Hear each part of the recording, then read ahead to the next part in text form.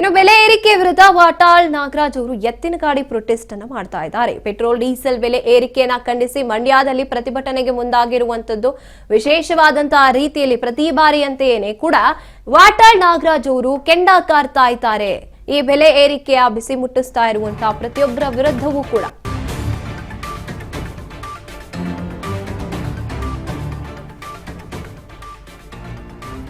ಬೆಲೆ ಏರಿಕೆಯ ಬಿಸಿಯನ್ನ ಮುಟ್ಟಿಸ್ತಾ ಇರುವಂತದ್ದು ಕೇಂದ್ರ ಸರ್ಕಾರದ ವಿರುದ್ಧ ಈ ಕಡೆ ರಾಜ್ಯ ಸರ್ಕಾರ ದೂರ್ತಾ ಇದೆ. ಇನ್ನು ರಾಜ್ಯದ ಸರ್ಕಾರ ಜೊತೆಗೆ ಕೇಂದ್ರ ಸರ್ಕಾರದ ವಿರುದ್ಧ ಜನ ಕೆಂಡ ಕಾರ್ತಾ ಇದ್ದಾರೆ. ನಮಗೆ ಯಾಕೆ ಈ ಪರಿಸ್ಥಿತಿಯನ್ನ ನೀವು ತಂದಿಡ್ತಾ ಇದ್ದೀರಾ? ಇನ್ನು ನರೇಂದ್ರ ಮೋದಿ ಅವರು ಎಚ್ಚರಿಕೆಯಿಂದ ಅವರಿಗೆ ಹೇಳಿ ಈ ರೀತಿಯಾದಂತಹ ಪರಿಸ್ಥಿತಿಯನ್ನ ಬೆಲೆ ಏರಿಕೆ ತಂದಿಟ್ಟಿರುವಂತದ್ದು. ಪೆಟ್ರೋಲ್ ಡೀಸೆಲ್ ಬೆಲೆ ಏರಿಕೆಯನ್ನ ಖಂಡಿಸಿ ಮಂಡ್ಯದಲ್ಲಿ ಪ್ರತಿಭಟನೆ ನಡೀತಾ ಇದೆ. ಎತ್ತಿನ ಗಾಡಿಯಲ್ಲಿ ಮೆರವಣಿಗೆ ನಡೆಸಿ ವಿನೂತನವಾದಂತಹ ರೀತಿಯಲ್ಲಿ ಪ್ರತಿಭಟನೆ ಮಾಡ್ತಾ ಇರುವಂತದ್ದು. ಮಂಡ್ಯದ ಸಿಲ್ವರ್ ಜೂಬ್ಲಿ ಪಾರ್ಕ್ನಿಂದ ಸಂಜಯ್ ವೃತ್ತದವರೆಗೂ ಮೆರವಣಿಗೆ ನಡೆದಿದೆ.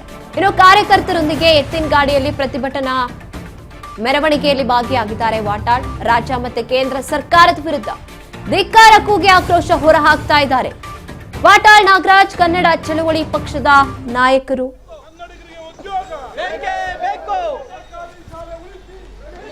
ಈ ಮಧ್ಯೆ ವಾಟಾಳ್ ನಾಗರಾಜ್ ಅವರು ಬಿಜೆಪಿ ವಿರುದ್ಧ ಕೆಂಡ ಕಾರ್ತಾ ಇದ್ದಾರೆ. ಏನ್ ಹೇಳ್ತಿದ್ದಾರೆ ಬನ್ನಿ ನೋಡ್ತಾ ಹೋಗೋಣ.